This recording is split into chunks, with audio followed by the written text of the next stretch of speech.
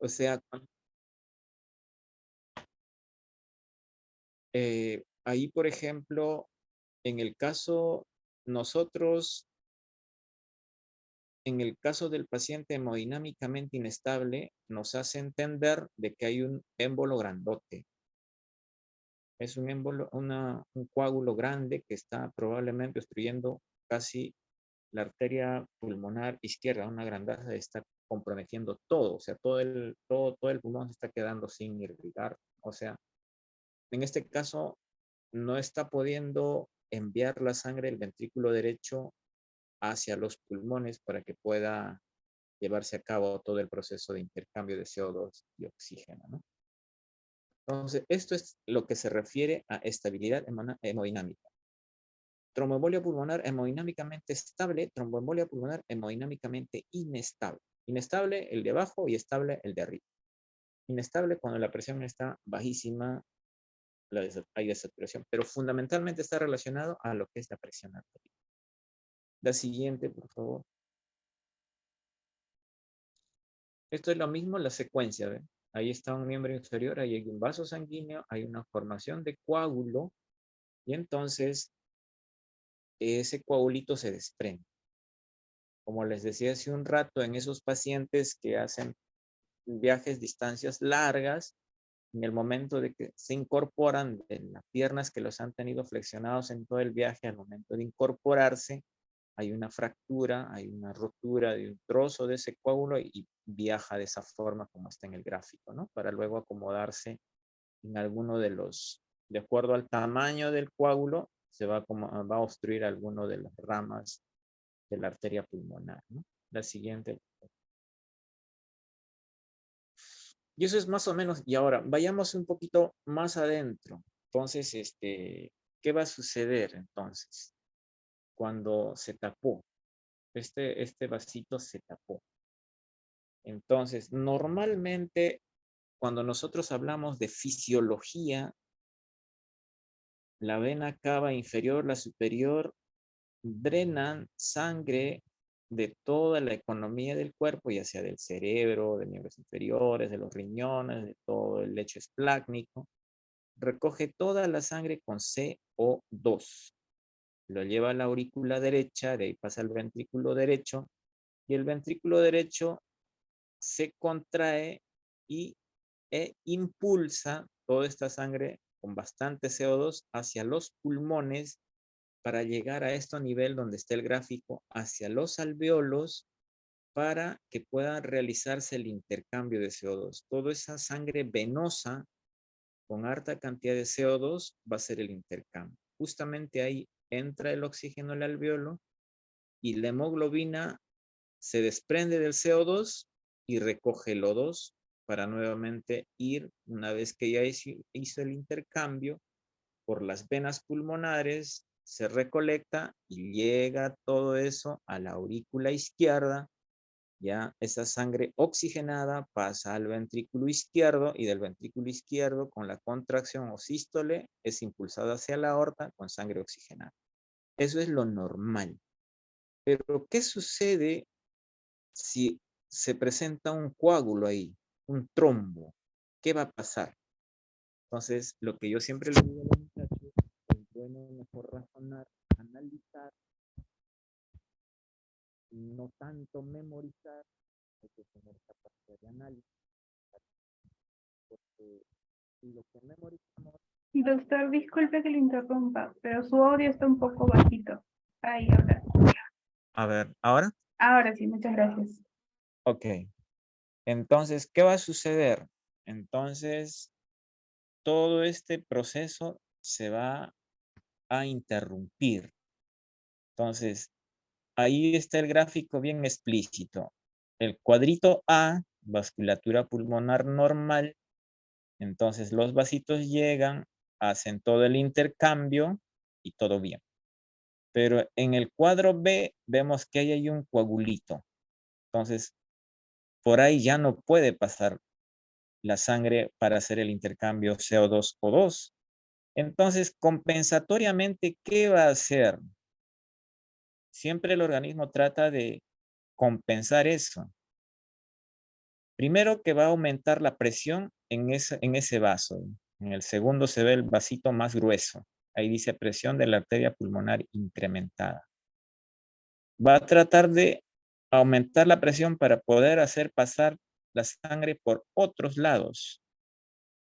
Y a la vez el organismo va a tratar de liberar algunos vasodilatadores para hacer un bypass a esa obstrucción. Entonces, si se ven en el tercer cuadrito, los vasitos que estaban ahí delgaditos debajo de la obstrucción se hacen un poquito más dilatados y ahí dice vasodilatación. Entonces va a compensar eso. Eso es, digamos, pues si es un vasito pequeño, ¿no? Subsegmentario podría ser, ¿no? Pequeñito. Pero si ustedes eso extrapolan a un a un coágulo enorme en una arteria pulmonar principal, ahí va a estar bastante complicado, ¿no?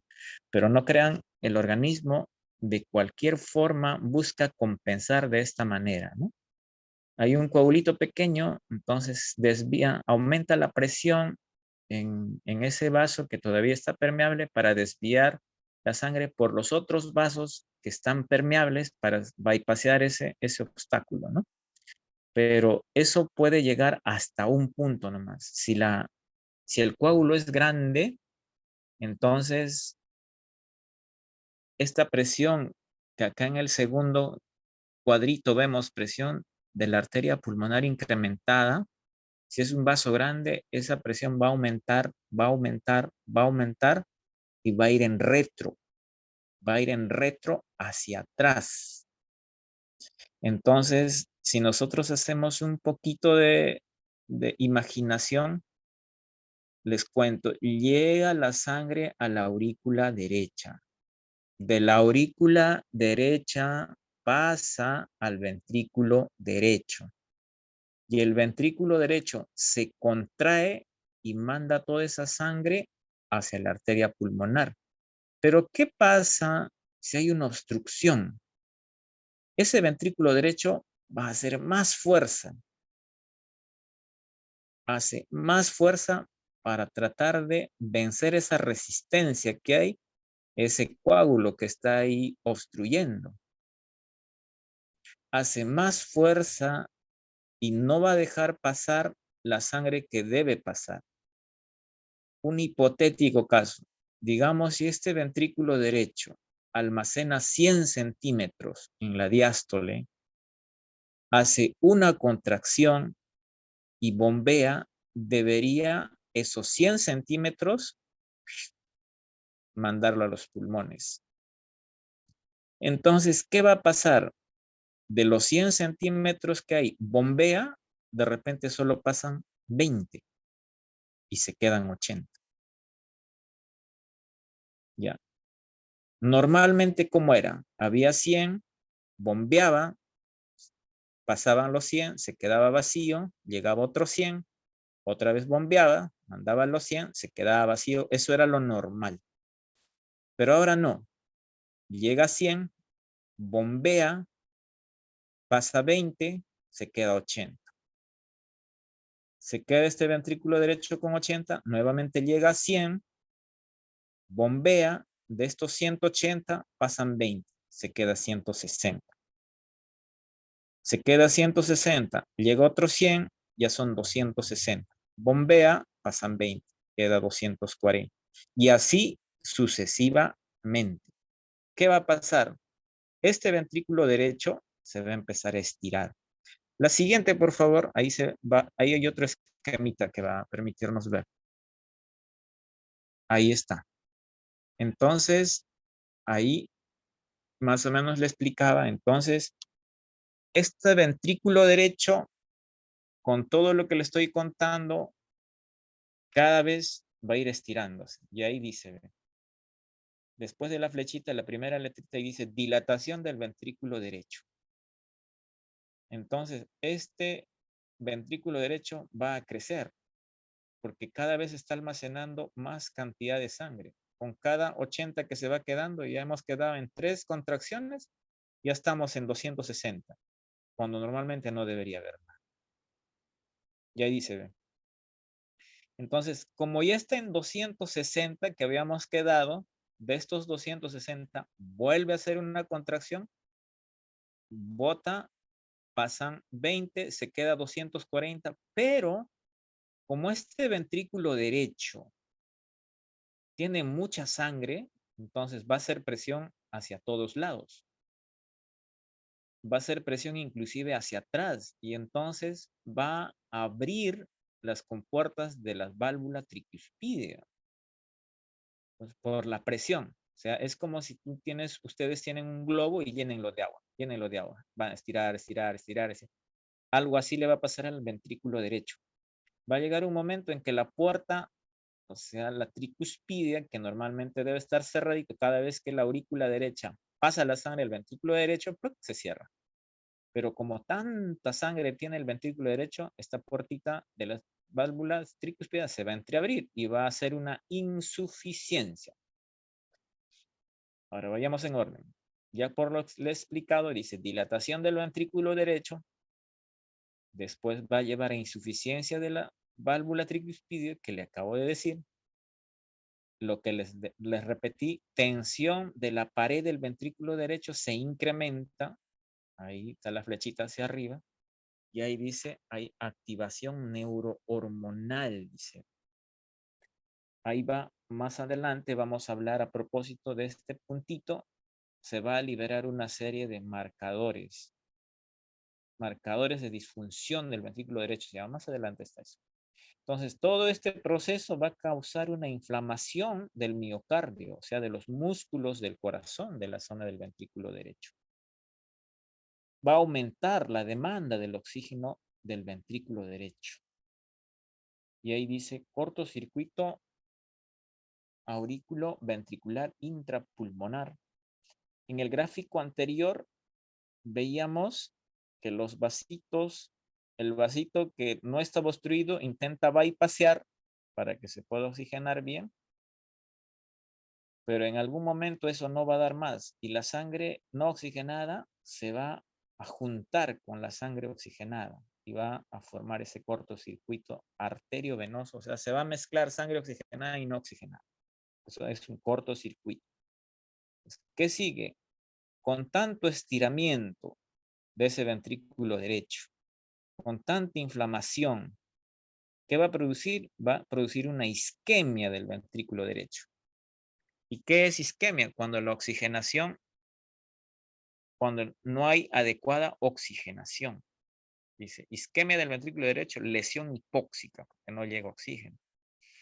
¿Qué va a traer consigo? Va a disminuir la contractibilidad del ventrículo derecho. Va a disminuir. Ya no va a poder soportar más. Ese ventrículo derecho se va a estirar tanto que ya pierde fuerza. Se vuelve, podríamos decir, una insuficiencia cardíaca derecha, si se puede hablar así, del ventrículo derecho. Pierde fuerza. Entonces, ¿qué pasa cuando pierde fuerza? Disminuye el gasto del ventrículo derecho. Gasto es la cantidad de volumen de sangre que puede expulsar. O sea, va a disminuir por lo que les he dicho. Tanto esfuerzo porque hay una obstrucción en las arterias pulmonares, crece, se alarga, pierde fuerza, pierde la cantidad de sangre que expulsa. Entonces, ¿eso qué trae como consecuencia? Disminución de la precarga del ventrículo izquierdo. ¿Cómo así? Entonces, el ventrículo izquierdo va a bombear la sangre que le manda el pulmón después de haber oxigenado toda la sangre que ha enviado el ventrículo derecho. El ventrículo derecho lo manda al pulmón, se oxigena y esa misma sangre que mandó regresa al ventrículo izquierdo. Pero, ¿qué va a pasar si esa sangre que debería ir a los pulmones no está yendo a los pulmones porque hay un stop? Entonces, no está mandando sangre al pulmón, entonces, ¿qué sangre va a volver al ventrículo izquierdo? Pues va a disminuir la precarga del ventrículo izquierdo. Y cuando disminuye esta precarga del ventrículo izquierdo, va a disminuir el gasto cardíaco. Gasto cardíaco es la cantidad de sangre que bombea el ventrículo izquierdo a todo el organismo. O sea, no va a poder bombear nada porque no le está llegando sangre del pulmón, porque no está yendo al pulmón tampoco. ¿Qué trae consigo esto? Bajada de presión, hipotensión. Y como hay bajada de presión, o sea, no hay una adecuada oxigenación, y eso vamos a ver en la charla del viernes, jueves, va a producirse shock. ¿Y qué era shock? Hipoperfusión tisular. Entonces, esta presión arterial sistémica baja, entonces perfusión coronaria del ventrículo derecho baja también.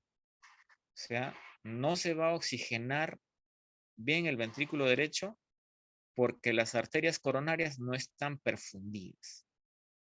Y esto va a traer consigo disminución del suministro de oxígeno al ventrículo derecho. ¿Y cómo se llama y qué va a causar esta tromboembolia pulmonar? Un shock obstructivo. Eso se va a complementar con la charla que hagamos el 2. Entonces, es una causa de shock.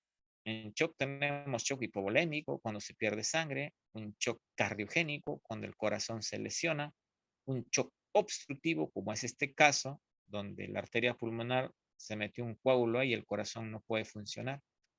Causa todo este proceso, toda esta fisiopatología. El otro es el shock distributivo, que puede ser por sepsis, por anafilaxia, etcétera, etcétera. Esto es la explicación de todo lo que sucede en una tromboembolia pulmonar. En este caso sería de una tromboembolia pulmonar masiva, en la cual el paciente está chocado. Llega el paciente con una presión de 6,3, uno lo ve al paciente con piel fría, pegajosa, un poco desorientado, el paciente agitado, poco orientado, no está orinando y uno le hace una gasometría arterial y le encuentra el lactato elevado. Entonces, este cuadrito resume toda la fisiopatología de la tromboembolia pulmonar. Bien, a partir de esto va a salir cada uno de los signos y síntomas. La siguiente.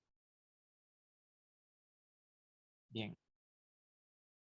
Cuando hablábamos con los estudiantes en semiología, hay varias cosas que hay que tener muy en cuenta cuando nosotros buscamos diagnosticar una enfermedad.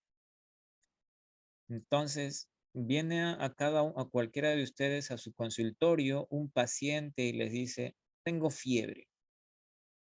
¿Por qué viene, señor, usted? Tengo fiebre. Entonces, ustedes no se van a quedar con, ya tiene fiebre, viene por fiebre. Ya, perfecto, dele su paracetamol y que se vaya de alta.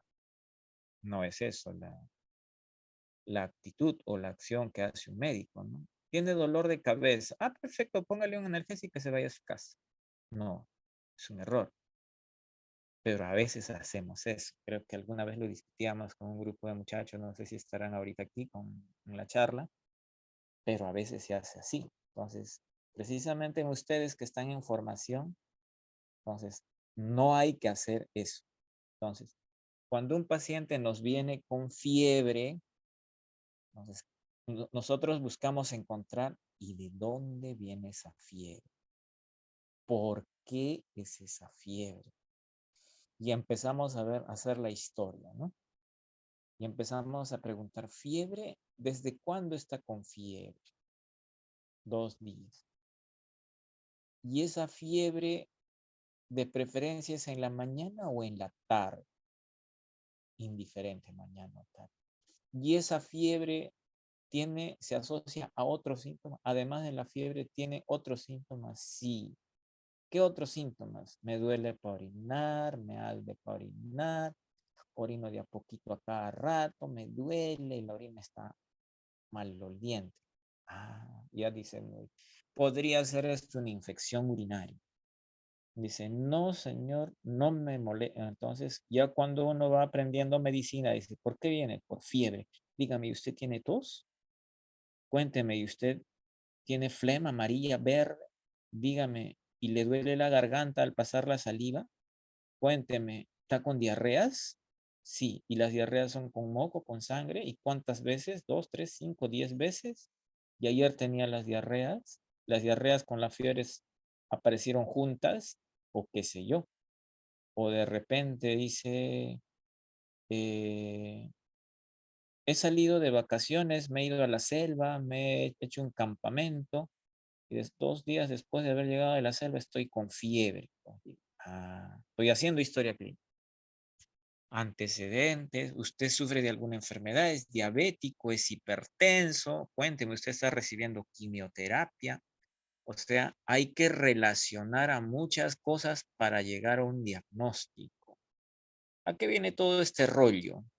Cuando nosotros hablamos de tromboembolia pulmonar, entonces vamos a tener que buscar que hay factores de riesgo que están asociados a la tromboembolia pulmonar. Entonces, a mí me gustaría por ahí conversar con alguien, pero lastimosamente solamente estoy en el celular. Me gustaría preguntar a alguien por ahí, ¿no? Pero bueno, ya será en otra ocasión. Entonces, por ejemplo, para que puedan entender qué significa factor de riesgo, probablemente ya lo sepan, pero igual los quiero reforzar o afianzar o como se pueda llamar. Por ejemplo, si nosotros tenemos a 2 pacientes, en el lado A tenemos a un caballero de 50 años que es diabético, que es hipertenso, que es obeso y encima es fumador. Y a este costado tengo un paciente como ustedes de unos 20 años, no es diabético, no es hipertenso, no es obeso, no fuma.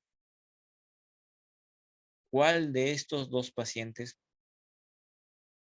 si, si ambos pacientes vienen a la emergencia y ambos me dicen, me duele el pecho, ¿en cuál de ellos pienso infarto? Por ejemplo, ¿no? O sea, eso quiere decir factores de riesgo. O sea, ¿cuál de estas 2 personas que yo le planteo tiene factores de riesgo para tener infarto? Obviamente, este señor. Primero, 50 años. A esa edad todos pueden tener infarto. Segundo, es diabético.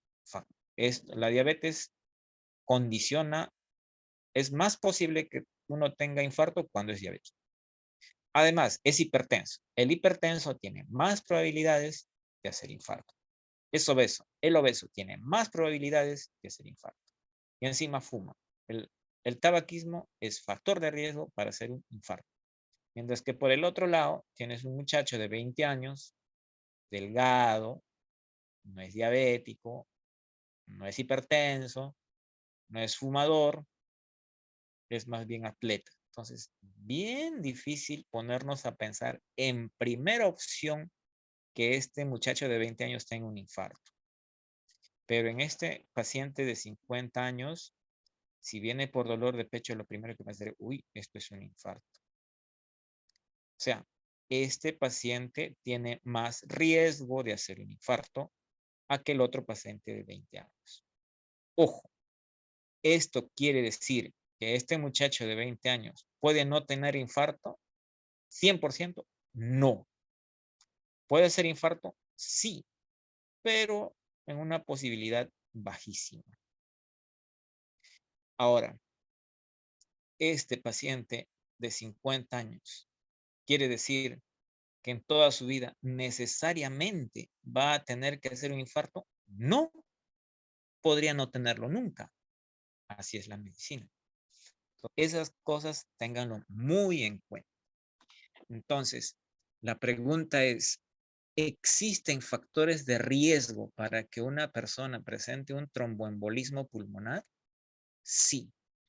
Y acá hay algunos factores que hay que considerar. O sea, factores de riesgo OR más de 10, dice. OR, odds ratio, eso quiere decir que tiene más posibilidades que las personas, no es lo adecuado, ¿no?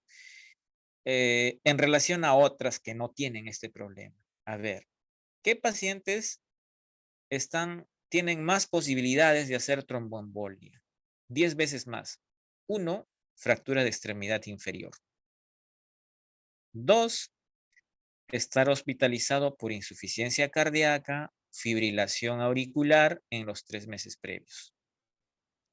Tercero, tener una cirugía de reemplazo de cadera o rodilla.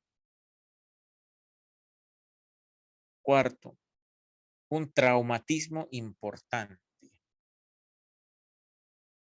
5, un infarto de miocardio en los 3 meses previos.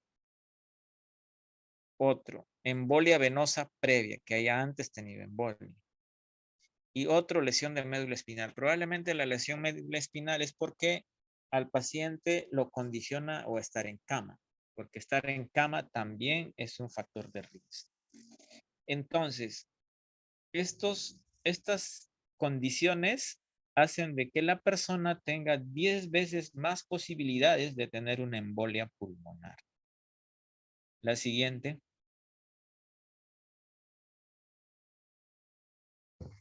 Acá tenemos otros factores de riesgo, pero acá ya no es más de 10 veces. Acá va entre 2 y 9 veces más posibilidad de hacer embolia pulmonar que los pacientes que no tienen estas cosas.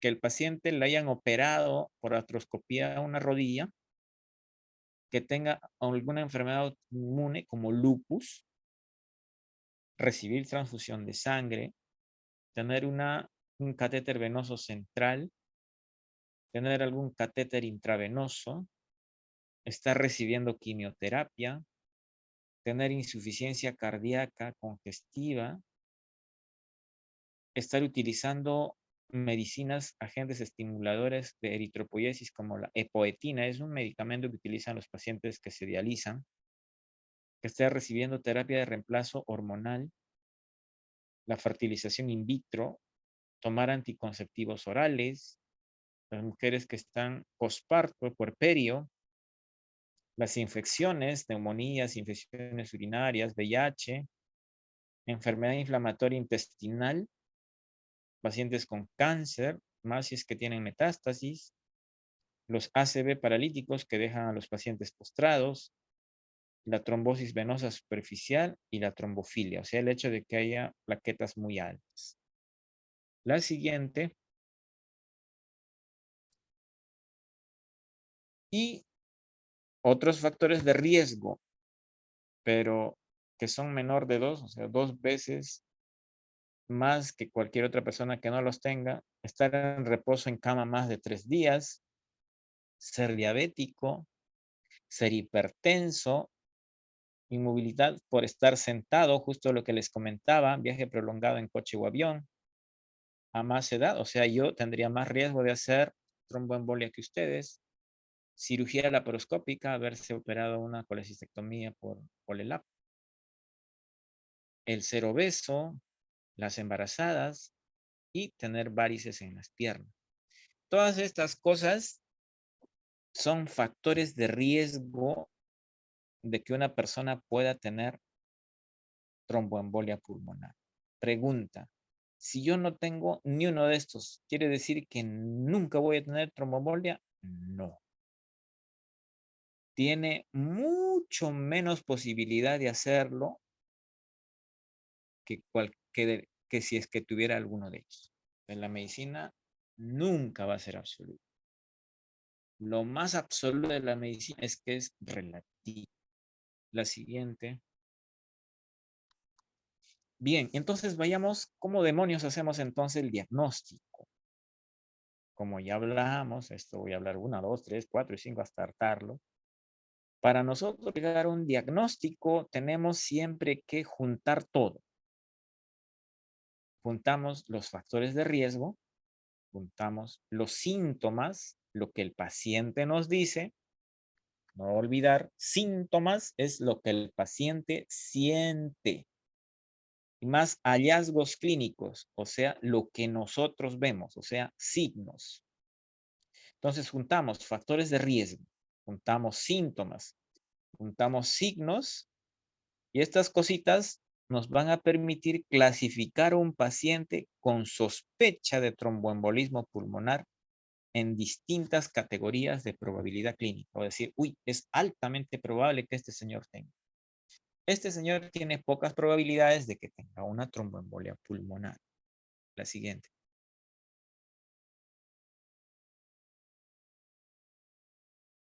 La siguiente. Ah, se saltó uno.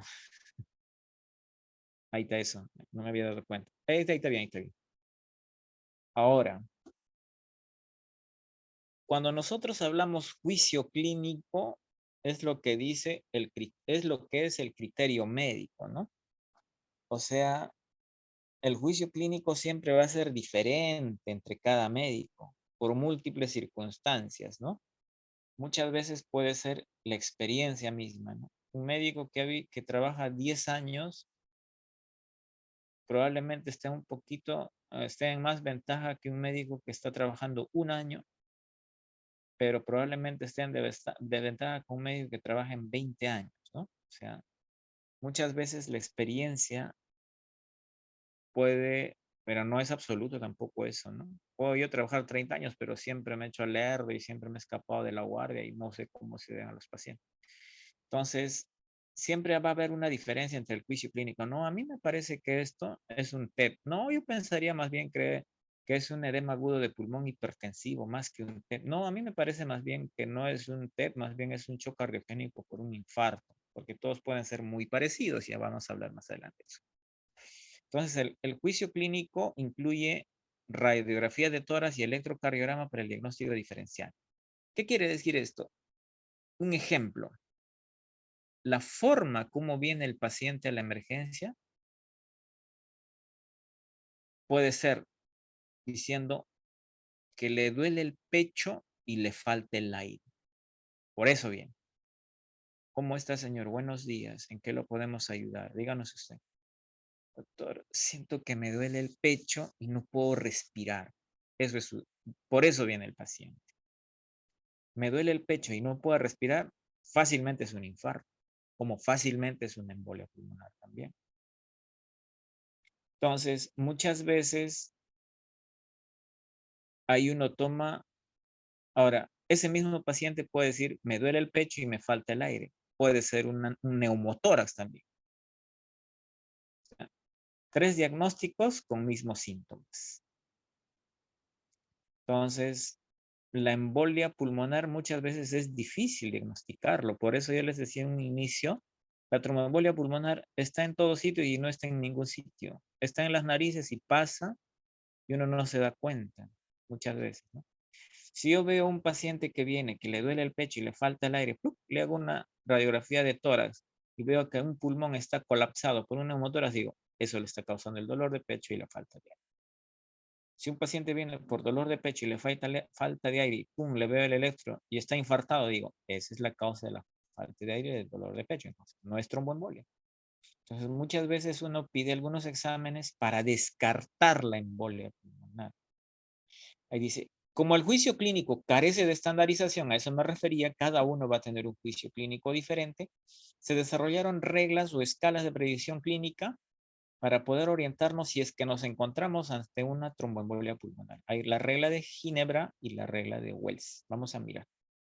La siguiente, por favor.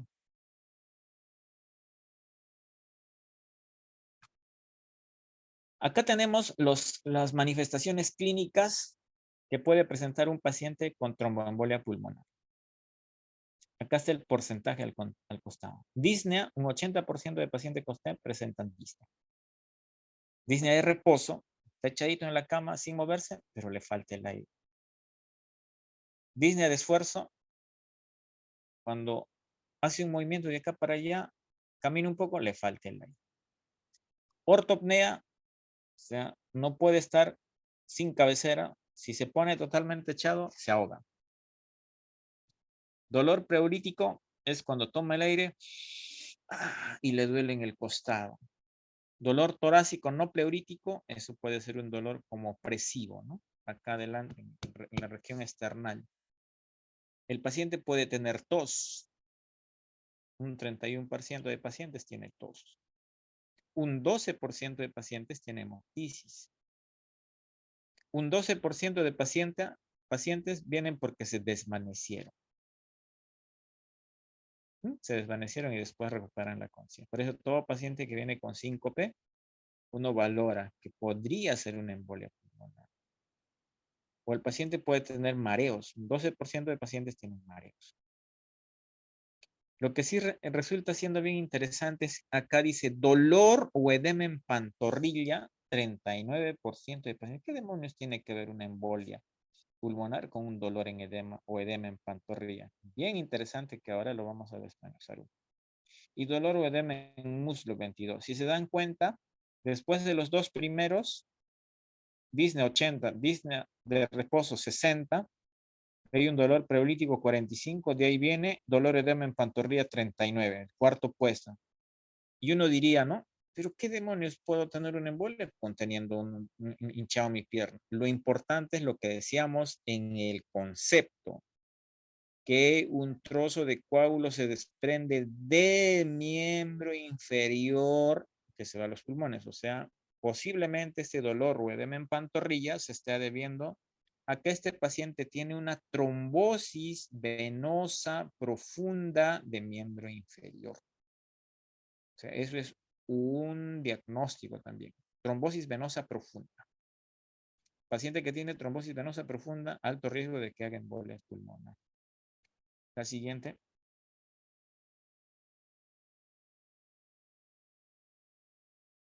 Ahora, estos son los signos. Ya hemos pasado síntomas, lo que el paciente siente, y ahora son los signos, lo que nosotros vemos. El paciente está taquipnéico. Frecuencia respiratoria más de 24. 62% de pacientes presentan taquipnea. 45% de pacientes taquicardia. Segundo, y después, ¿qué viene por frecuencia? Mira, si se dan cuenta, el último, signos de trombosis venosa profunda, 31%. Interesante, ¿no? Después de taquipnea, después de taquicardia, signos de trombosis venosa profunda. Signos de trombosis venosa profunda, ¿cuáles son? Cuando una de las piernas está más hinchada que la otra, cuando ustedes le tocan, la pantorrilla le presionan, les duele. Eso es signos de... Hay un signo que eso ya en algún momento lo vamos a... Signo de Homan se llama. Cuando comprimen la planta del pie queriendo tirarlo hacia atrás, empujan la planta del pie como que el dorso del pie quieren hacerlo llegar hacia tocar con la pierna, le va a doler intensamente la pantorrilla. Estos son los signos de una tromboembolia pulmonar: taquipnea, taquicardia, diaforesis. Mira, un 6% tiene fiebre. Al examen físico, incremento del segundo tono cardíaco, ingurgitación yugular, cianosis, crepitantes, sibilancias, roncus, disminución de murmullo vesicular. Estas cosas hay que revisarlas en los pacientes cuando le hacemos el examen físico. La siguiente. Entonces, van a haber algunas escalas que nos podrían orientar que ese paciente tiene o no tiene embolia pulmonar. Hay escalas de predicción centradas en signos, en síntomas, que evalúan la probabilidad de TEP. Ayudan a valorar la necesidad de realizar estudios de imagen. O sea, si a nosotros todo nos sale bajo riesgo, probablemente no vayamos a tener ni necesidad de pedirle algún otro examen. Pero si nos dice, uy, sí, tiene alta posibilidad, entonces le pedimos un examen. Porque no se olviden, hay que ser bastante cuidadosos en lo que uno le solicita a los estudios a un paciente. A veces nosotros abusamos en el seguro, nos malacostumbramos, pídele, pero no, pídele, en total no nos cuesta ni a nosotros ni al paciente. Pero muchas veces eso en el MINS es difícil, aunque ahora hay SIS, ¿no? Antes pedirle un examen a un paciente daba pena porque el pacientito tenía que pagarlo. Claro, a ti no te cuesta, ¿no? Pero ¿cuánto le cuesta al pobre tener que prestarse y después estar adeudado? Entonces, cuando uno hace una buena clínica, una buena anamnesis, entonces no haces gastar en vano al paciente. Y en caso si ustedes van a trabajar en algún momento en una clínica, si han pedido un examen sin ser lo cuidadosamente posible, le van a hacer pagar a ustedes esa tomografía que cuesta caro. La siguiente.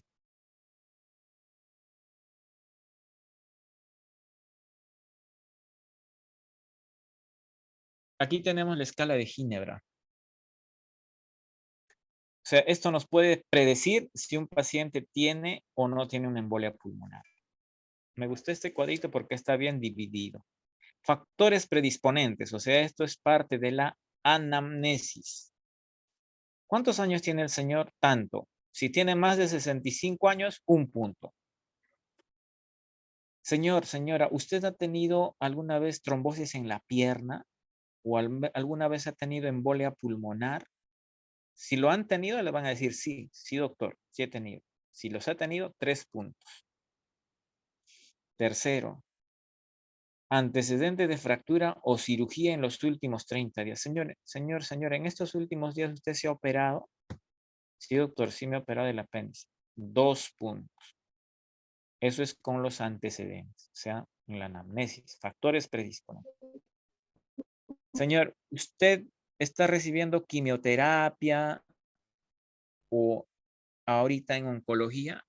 No, doctor. No tiene, no.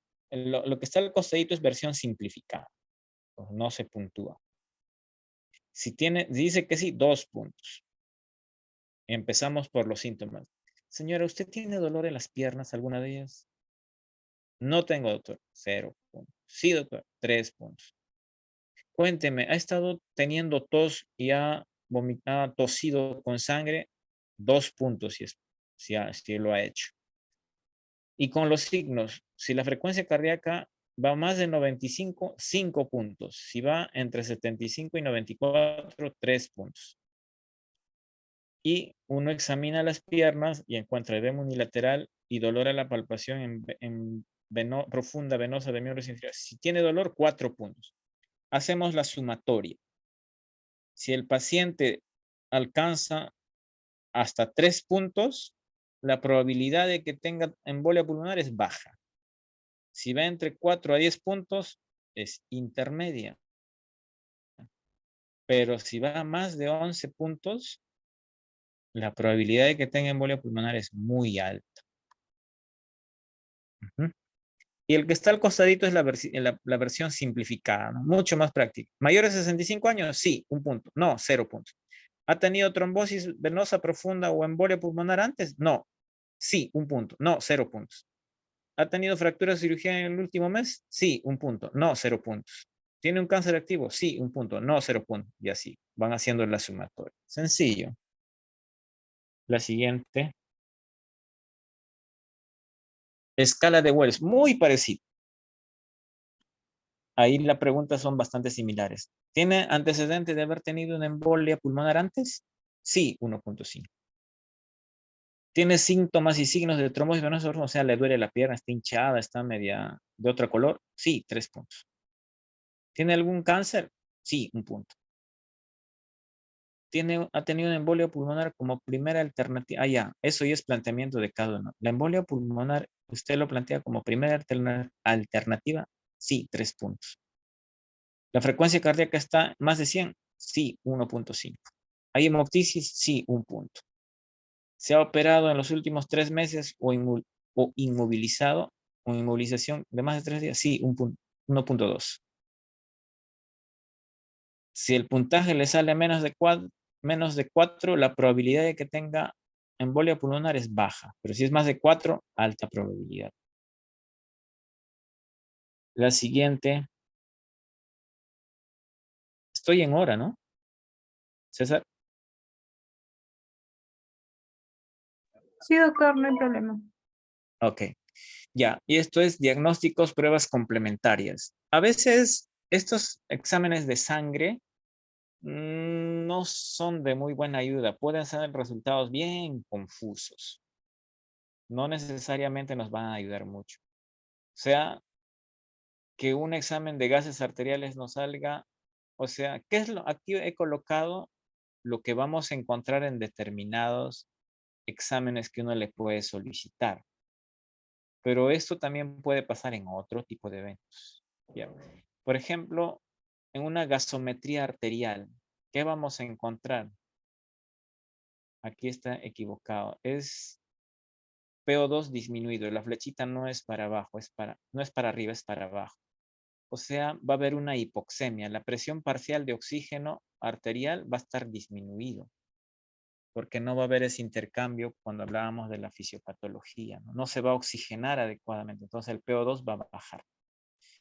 La gradiente alveolo arterial de oxígeno va a estar disminuido. Lo normal es de 5 a 15, pero en este caso podría estar hasta 100, en 200, ¿no? O sea, normalmente entre el alveolo y la arteria, en los capilares arteriales, no debe haber más allá de una diferencia de 5 a 15 milímetros. Pero a veces, como este vasito está obstruido, no va a haber ese gradiente así pequeño, se va a incrementar un montón. El PCO2 va a disminuir porque el paciente, como está taquipnéico, todo el CO2 se va a barrer, va a bajar el PCO2. Entonces, acá está equivocado.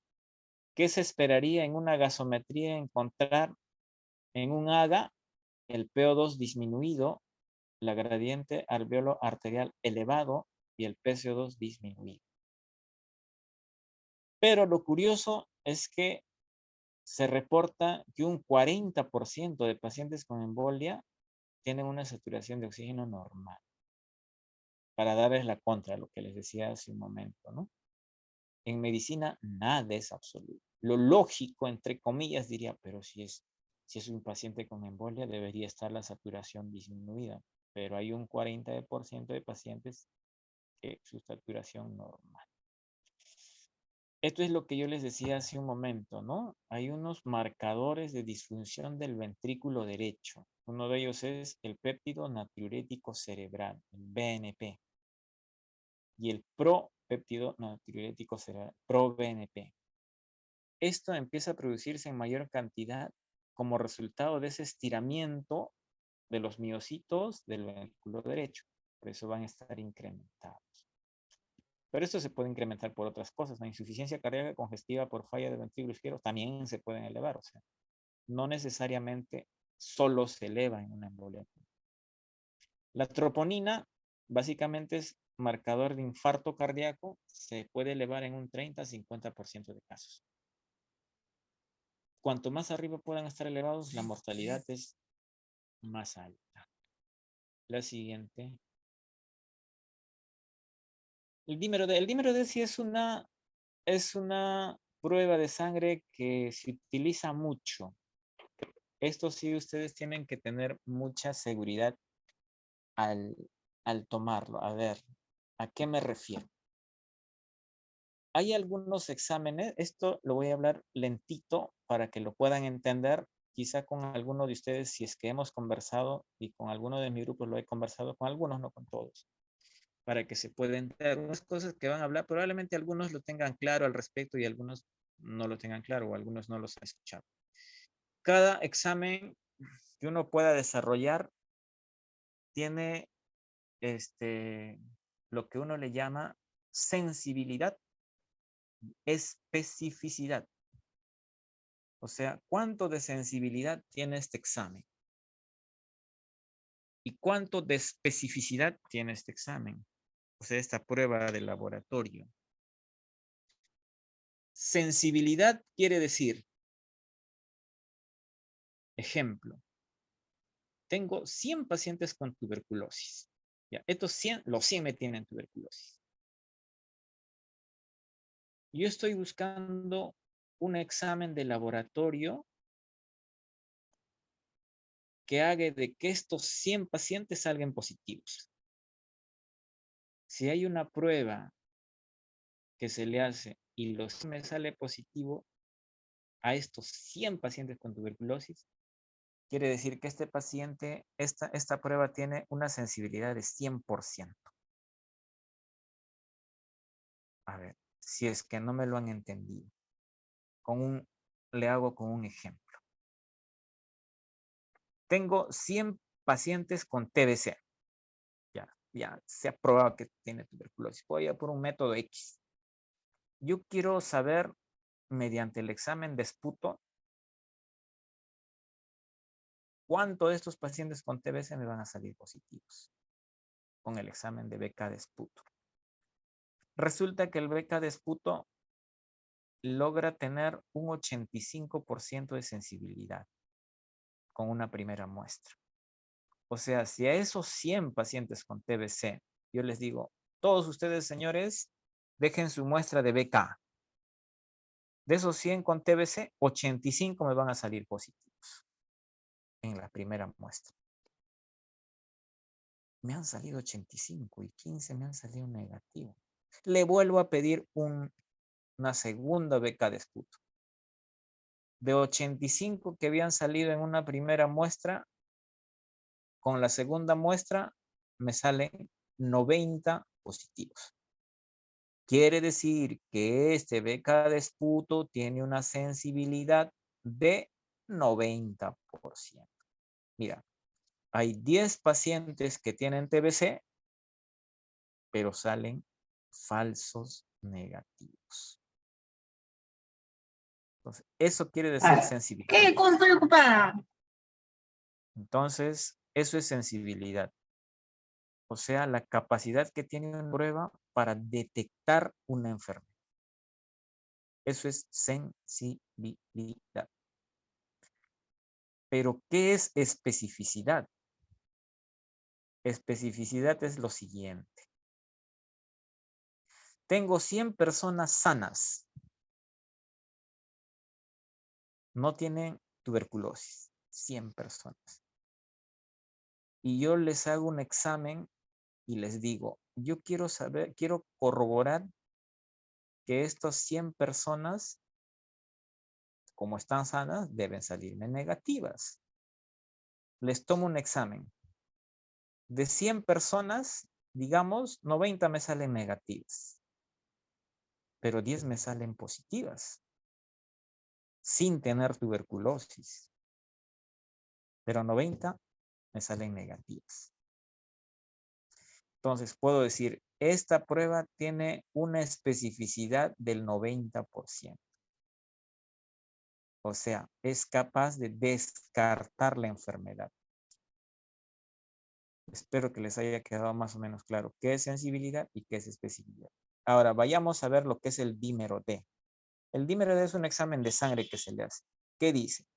Si el dímero D es negativo, descarta la tromboembolia pulmonar en pacientes con probabilidad clínica baja o intermedia, sin requerir de otras pruebas en 30% de pacientes. O sea, si nosotros le hemos hecho las escalitas que hace un rato vimos, un Well o un Ginebra, y nos sale que la probabilidad que tenga embolia es baja, le pido un dímero D. ¿Me sale negativo? No es, punto, tranquilo. Es otra cosa, pero no es embolia pulmonar.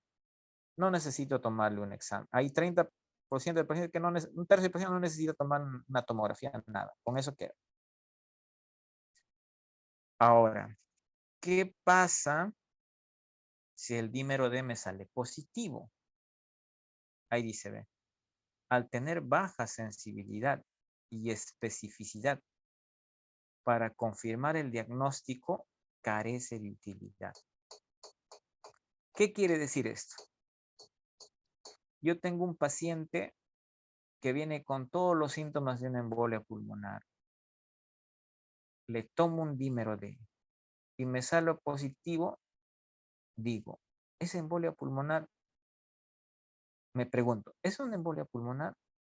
Digo, el resultado positivo no me sirve. Yo solo quería saber si era negativo, porque si era negativo, casi me descartaba. Pero si es positivo, por muchas cosas puede ser positivo, no me sirve. Eso es lo que quiero que entiendan. El dímero D nos sirve más si es negativo. O sea, eso quiere decir que es específico. No sirve para descartar, pero no es muy sensible. No nos sirve para diagnosticar. Y acá abajito, para rematar, dice, el dímero D puede elevarse en el cáncer, en la sepsis, en el infarto, en el embarazo, en trauma, en disección aórtica, en una cirugía, se puede elevar. O sea, que yo tenga un dímero D, me puedo decir que es un paciente que está teniendo una embolia, puede ser por otras cosas también. Pero siempre ustedes lo van a escuchar. El dímero D, le han pedido el dímero D al paciente. Puede tener dímero D alto también en los pacientes que tienen trombosis venosa profunda, ¿no? La siguiente Acá tenemos otro examen, la radiografía de tórax. ¿La radiografía de tórax nos va a permitir ver una embolia pulmonar? No. La radiografía de tórax habitualmente uno lo toma para buscar otra causa, no tanto para buscar embolia pulmonar. Por ejemplo, yo digo, oye, este paciente podría estar teniendo una, oye, yo pienso que este paciente tiene una embolia pulmonar. ¿Por qué? Oye, mira, está desaturando, tiene disnea y mira, y su placa está limpia. Franco, ¿no? Dice, oye, ¿cómo va a estar desaturando? Mira, si su plaquita, esa placa que está ahí es una placa normal, es un pulmón sanito. Uno ve un pulmón sanito en este paciente y lo ve que está saturando apenas 85, 83, 84, con un pulmón limpio, normal, digo, uy, de repente tiene embolia. Para eso nos sirve la radiografía de tórax, más para descartar otras causas de dolor, no tanto para diagnosticar. Un electrocardiograma también se le solicita a un paciente como una prueba. ¿Para qué? Para descartar infarto. Como les digo, hace un rato les decía, el paciente con infarto puede venir por dolor dolor de pecho y disnea. El paciente con embolia pulmonar viene por dolor de pecho y disnea. El paciente con neumotoras viene por dolor de pecho y disnea. El paciente con insuficiencia cardíaca descompensada viene por dolor de pecho y disnea. El paciente que se dializa, que tiene una presión en 25 sobre 12 por un edema agudo de pulmón hipertensivo, viene por dolor de pecho y disnea. Todos vienen por dolor de pecho y disnea. Entonces, uno dice, el paciente que tiene un aneurisma de tórax que está disecando, viene por dolor de pecho y dice, mira, todos ellos vienen con dolor de pecho. Y yo quiero saber, ¿es embolia o no es embolia? Entonces, para eso se le hace el electro. Este electrocardiograma en un paciente con embolia a veces puede salir normal, a veces puede salir taquicárdica, en otras ocasiones tiene fibrilación auricular, que dice FA. Hay un patrón que se llama S1Q3T3 con bloqueo completo de rama derecha. Bueno, eso no creo que sea algo que a ustedes les corresponde en este momento. Sería muy complejo explicar detalladamente eso. O inversión de onda, o sea, algunas características de un electrocardiograma que podrían orientarnos. ¿Todos los pacientes que tienen tromboembolia tienen ese patrón, ese 1Q3? No, solo un 30% nada más. La siguiente. Pero ¿cuál es el examen reina, el examen madre, el examen perfecto para una embolia pulmonar? La angiotomografía. Nosotros le llamamos angiotem. El angiotem permite la identificación y caracterización de la TEP, de la tromboembolia pulmonar, siendo el estudio actual de elección, con sensibilidad y especificidad de 100%. Encuentro los trombos ahí, tiene trombo. No encuentro trombos ahí, digo es embolia. No encuentro trombos ahí, digo que no hay embolia concreto. Ahí sí se ven, si ustedes se dan cuenta ahí en la figurita, ahí en el lado del corazón, en el inferior, en la toma inferior, detrás del redondito, que es la arteria aorta, hay una cosita negrita de otro color, un color más oscurito. Eso es un trombo. Eso es un trombo que está obstruyendo la arteria pulmonar derecha. Y en el de arriba, ahí los han señalado con flechitas. Ajá, ahí, y se va al otro lado. Vengan.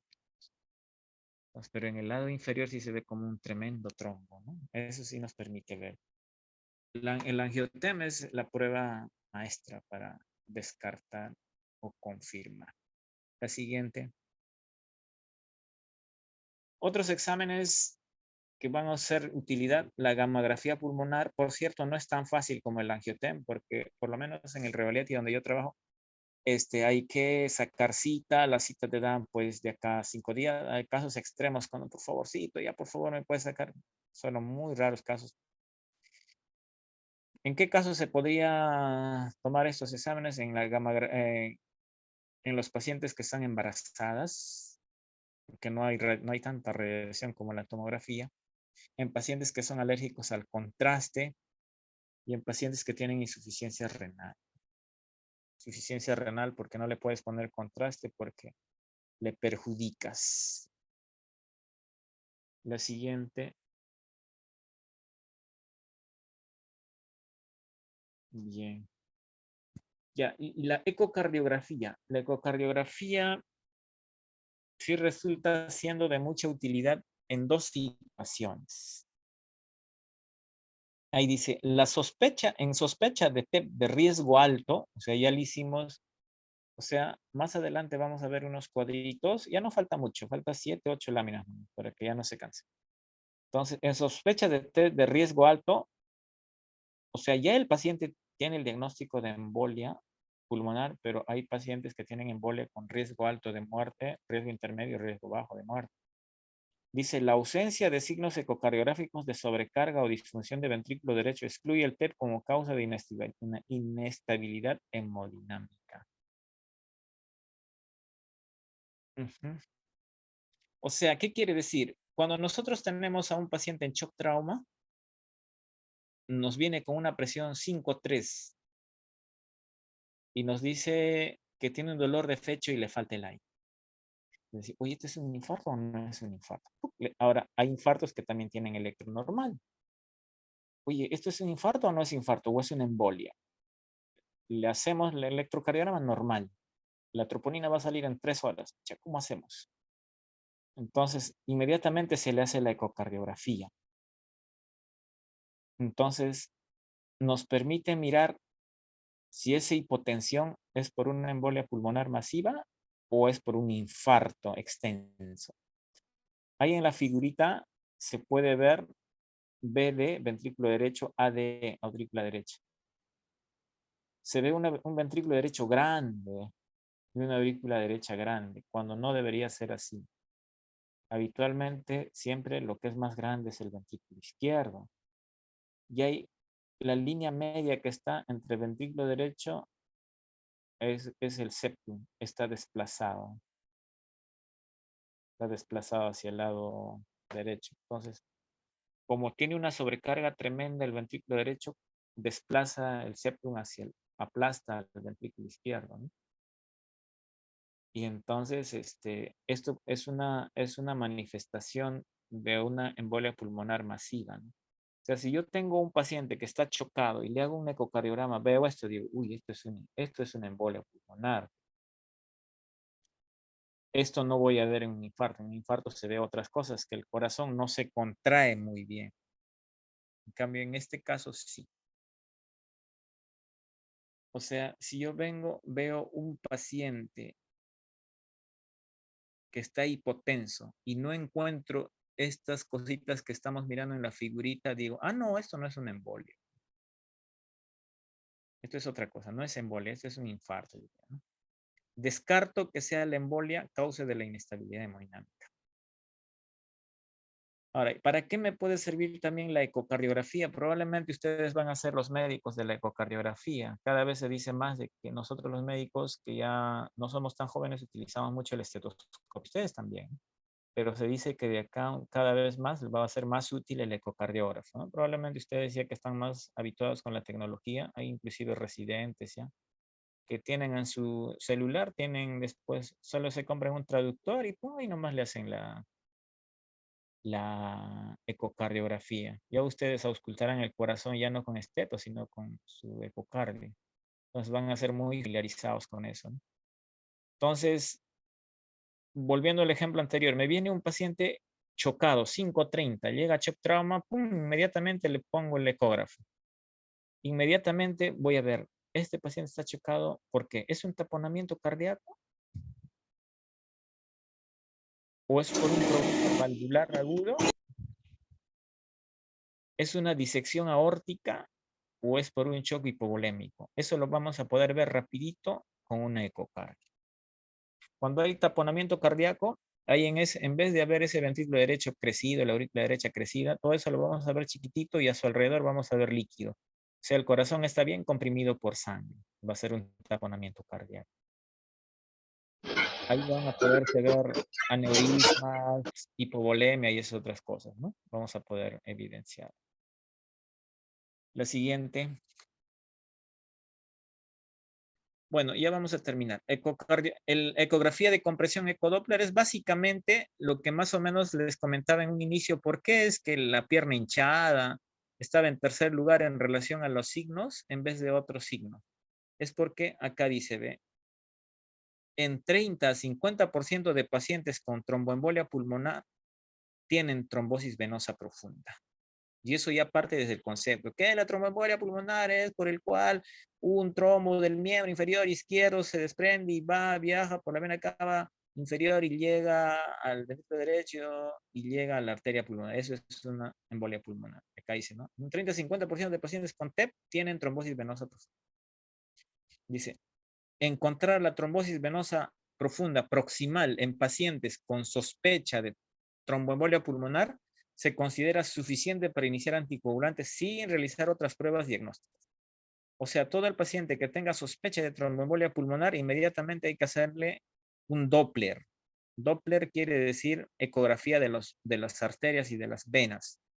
Pongo el transductor en la ingle, en la parte femoral, y pongo en la parte poplitea, y ahí voy a ver los pautas. Si ese paciente tiene disnea, dolor de pecho, le hago un ecodoppler y le encuentro trombosis en la pierna, es un TEP.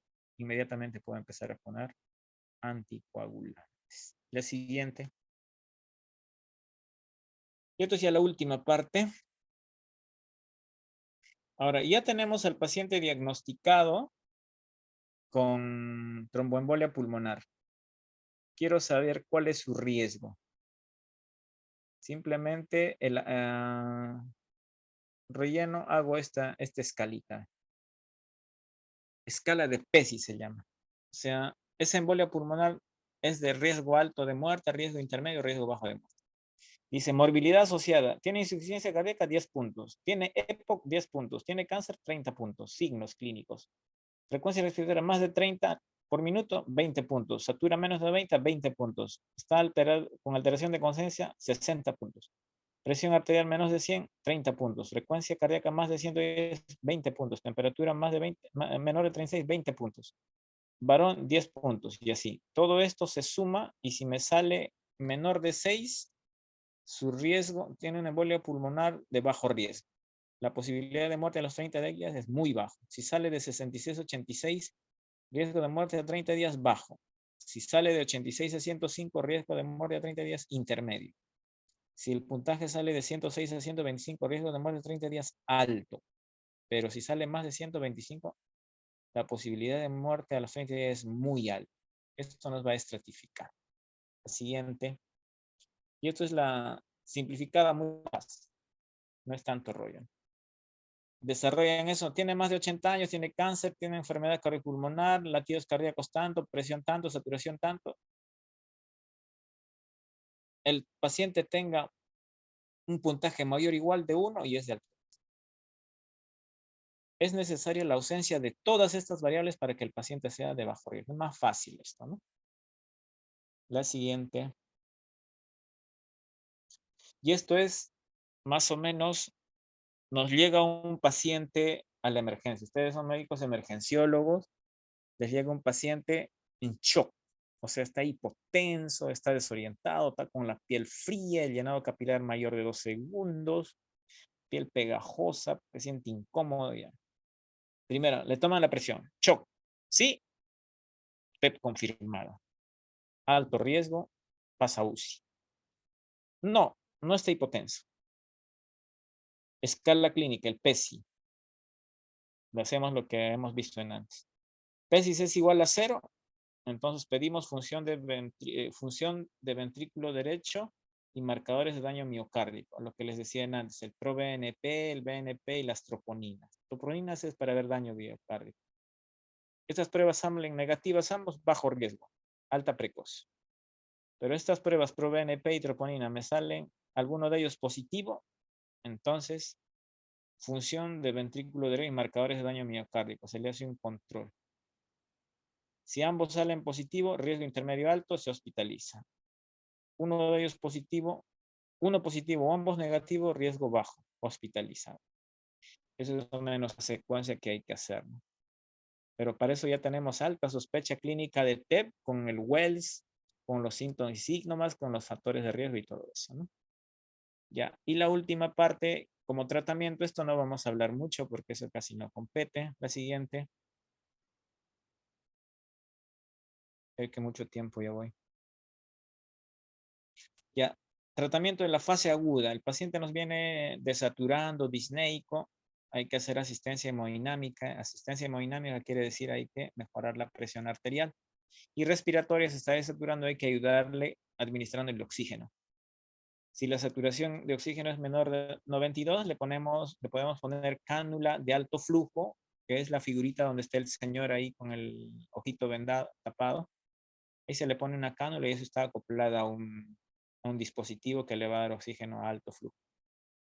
Puede ser ventilación no invasiva, lo que tiene la pacientita que está en la siguiente foto, una mascarita, y esa mascarita está acoplada a un ventilador mecánico. No está intubado. Y lo otro ya es una ventilación mecánica cuando hay que intubar, invasiva. Y ahora, si el paciente viene hipotenso con la presión bajísima, ¿qué hacemos? Le pasamos líquidos, cloruro de sodio, poligelina, y le agregamos medicamentos como norepinefrina o dobutamina para mejorarle la presión. Hay que tratar de usar. La siguiente, creo que es la última, creo. Entonces, ¿cuál es el tratamiento que se hace para eliminar este trombo? El que se hace en el Revaliati se hace es hacer una trombolisis sistémica. ¿Qué quiere decir? Se pone un medicamento endovenoso. No está muy claro este cuadrito, pero es el primero, que es el RTPA. No tenemos streptokinasa. Antes había, ahora creo que ya no hay. Urosinasa no hay. RTPA, 100 miligramos durante 2 horas. Y ahí dice 0,6 miligramos por kilo durante 15 minutos. Dosis máxima 50 miligramos. Eso le ponemos por la vena controlada y con eso se busca diluir ese coágulo, ¿no? Pero hay que tener en cuenta algunos detalles porque puede haber contraindicaciones de los trombolisis, porque eso puede causar hemorragias. Hay contraindicaciones absolutas y hay contraindicaciones relativas. ¿En qué pacientes no vamos a poder poner absoluto? O sea, no lo vamos a poder utilizar en pacientes que hayan tenido un ACV hemorrágico o ACV isquémico o un ACV de origen desconocido, dice. En los últimos 6 meses previos, que tenga un tumor en el sistema nervioso central, que haya tenido un traumatismo importante, cirugía o trauma craneal en las últimas 3 semanas, diátesis hemorrágica, hemorragia activa, ya sea hemorragia digestiva o algún tipo de hemorragia, y las relativas, accidente isquémico transitorio en los 6 meses anteriores, que esté tomando anticoagulantes, que esté embarazada y todas las que están ahí, ¿no? La siguiente, y esto es el último. En caso de que no se pueda solucionar con eso, hay otras formas de poder desarrollar tratamiento percutáneo dirigido por catéter, por el cual a través de la vena femoral se coloca un catéter finito y con eso se llega hasta la arteria pulmonar y ahí se aplica en directo la medicina que le ponían por la vena, pero ahí directo al coágulo, o a veces hay como ultrasonidos que lo destruyen a ese coágulo. La otra es embolectomía quirúrgica, en lo que entran a sala de operaciones, tiene que entrar a abrir y sacar ese coágulo. Y lo otro ya como prevención son filtros de la vena cava inferior. Le ponen como una mallita en la vena cava para que si es que hay trombos en las piernas no se desprendan y se vayan a la arteria, ¿no? Bueno, chicos, me parece que se ha pasado muy largo. Bueno, eso es lo que he querido compartir con ustedes. Espero que me hayan entendido algo y no se hayan quedado dormidos por ahí. Y creo que eso es todo lo que quería compartir. Muchas gracias, doctor, por su excelente exposición. Tenemos algunas preguntas. Ok. Ok, la primera pregunta es, doctor, disculpe, ¿hay alguna particularidad que tiene el dolor que presenta el paciente con tromboembolia pulmonar? ¿Hay alguna característica diferencial? No. Como les decía, ustedes pueden, lo clásico, lo que habitualmente, lo primero que hace cuando un paciente, o sea, ¿cuál es lo primero que digo? ¿Qué es lo que nos alerta en primera instancia y nos hace pensar en embolia, disnea súbita. Eso. Muchas veces, más que dolor, lo que el paciente tiene es dificultad, o sea, disnea, sensación de falta de aire. El paciente estuvo bien, estuvo tranquilo y de un momento a otro dice, me falta el aire. Dice. Siente que le falta el aire y ustedes ven y le cuentan la frecuencia respiratoria y está en 30 y 35 o 40. Y ustedes lo habían visto media hora antes y el señor estaba normal, tranquilo, sin molestias. Eso es la característica principal, disnea. Ahora, el dolor torácico, no. Puede ser muy similar a un paciente que tiene un infarto. Puede ser el mismo dolor. O sea, puede ser el mismo que tiene el paciente. Hay muchos pacientes que, por ejemplo, como les decía hace un rato, son pacientes que se hacen diálisis. Ellos suelen tener presiones altas. A veces las presiones llegan tan altas que esa presión tan alta hace de que aumente la presión hidrostática y el plasma salga hacia los capilares pulmonares, hacia el intersticio pulmonar y el paciente empieza a tener disnea y también se queja de que le falta el aire y de que le duele el pecho. O sea, no tiene una particularidad como tal, decir que es tipo punzada, que es tipo opresivo, que es tipo, o sea, no hay una particularidad en sí. Puede ser muy parecido a las demás, ¿no? Por otras causas. Ok, doctor. Hay otra pregunta. Mencionan qué tan frecuente es la aparición del patrón S1Q3T3 en el Ah, EKG. ya. Ah, ya. Eso apenas llega hasta el 30%. No es mucho. No es mucho. O sea, un paciente tiene un TEP y nosotros cuando estamos sospechando de un TEP, echamos mano a todo eso, ¿no? Por ejemplo, decimos, un paciente está disneico, como les decía hace un rato. Está disneico y está desaturando. Y justo le toman una placa y veo la placa limpia. Y mira, ¿por qué está desaturado? Mira, su placa está limpiecita. Esa. De repente es un embolio. A ver, hay que hacerle un electro, a ver si tiene el S1Q3T3 y sale normal el electro. Solamente una fibrilación auricular. Y, a ver, vamos a hacerle un AGA. De repente la gradiente está elevada. A veces, mira, encuentro uno la gradiente elevada. Pero ¿cómo puede haber gradiente elevada? Mira, si esa placa se va limpiecita, dicen, ¿no? O sea, muchas veces para eso nos sirve la radiografía de tórax. O sea, el S1Q3T3 solamente se va a ver hasta en el 30% de pacientes, no en más. Ok, doctor. Otra pregunta. Si por A o B observamos a un paciente que tiene síntomas de TEP en un terminal, ¿hay algunos procedimientos de primeros auxilios que tengamos que abarcar para mejorar el pronóstico del paciente? Bueno, ese tipo de cosas siempre nos encontramos en cada guardia, ¿no? O sea, muchas veces la decisión es bien difícil, ¿no? O sea, si estamos ante una neoplasia terminal, o sea, es un paciente con cáncer avanzado terminal y que está en camita. Ya tendría doble riesgo para hacer embolia. Uno, la enfermedad como tal, y dos, que está postrado. Como ya habíamos visto, es un factor de riesgo. Entonces, ¿cuánto podemos ayudar a ese paciente? Es bien difícil. A veces esa pregunta no lo podemos responder. A veces es de acuerdo, muchas veces, a las creencias de cada uno. Algunos médicos dicen, bueno, si pues ya tiene su cáncer avanzado, ¿qué más podríamos ofrecer? Entonces, era parte de la evolución, podría decir. Otro podría decir, yo no soy dueño de nada, yo no soy dueño de la vida, yo no puedo decidir quién vive y quién muere. Entonces, hay que hacerle algo. En la casa como tal, bien difícil. ¿Qué podría hacer uno? Si es que está desaturando, pues colocarle oxígeno. Básicamente eso, ¿no?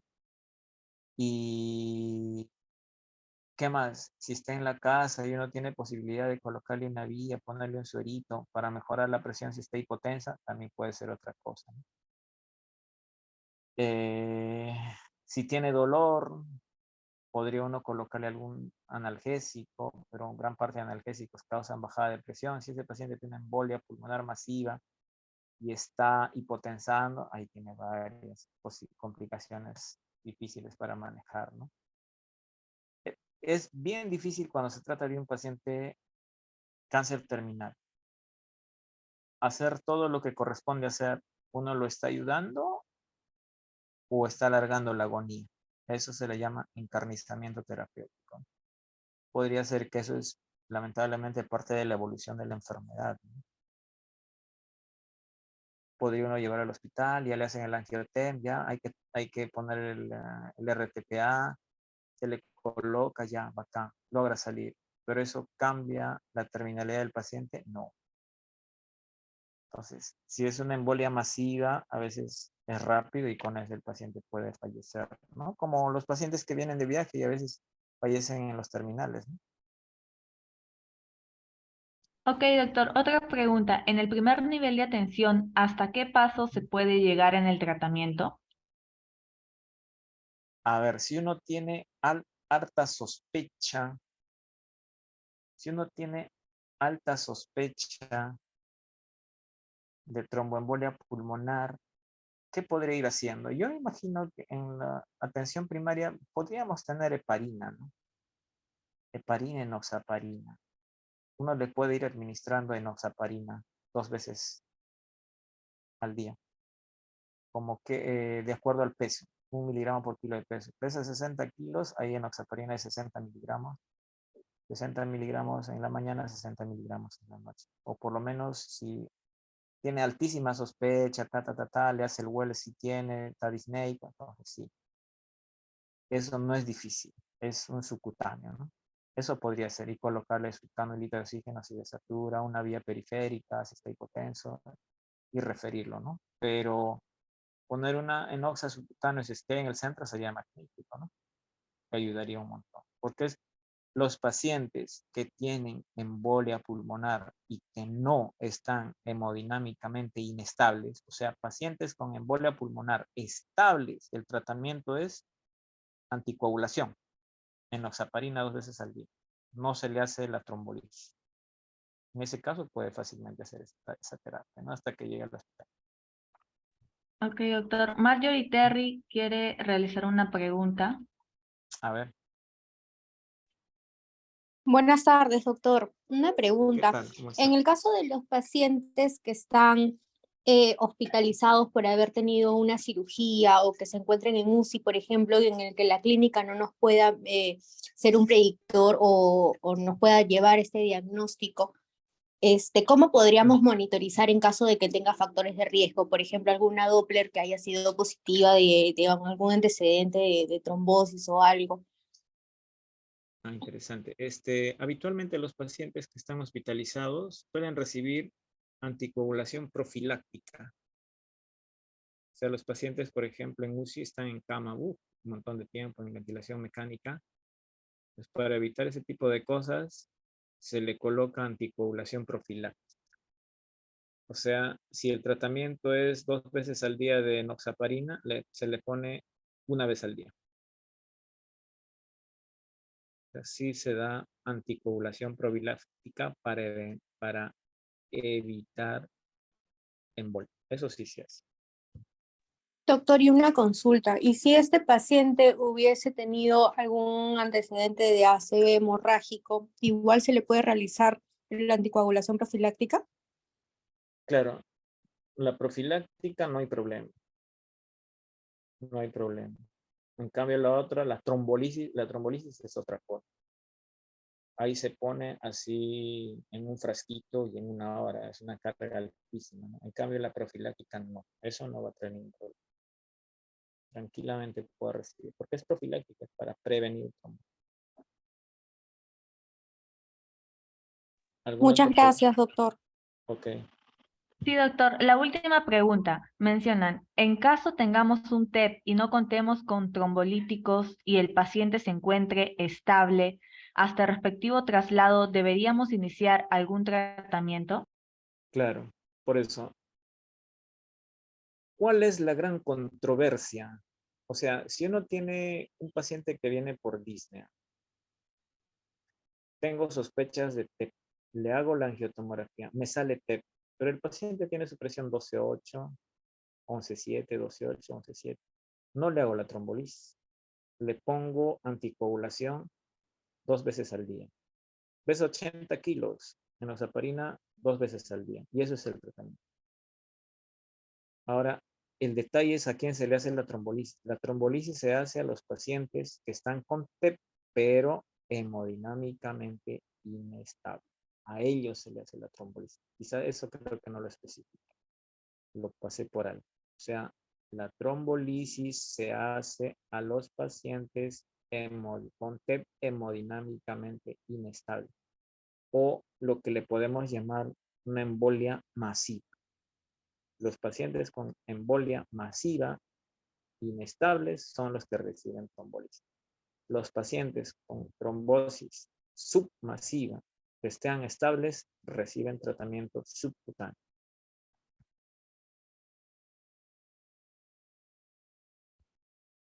Bueno,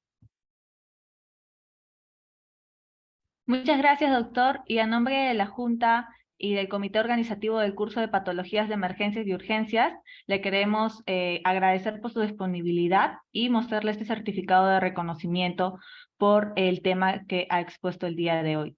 Muchas gracias, le ok, reiteramos. muchas gracias. Muchas gracias por la invitación. Les agradezco.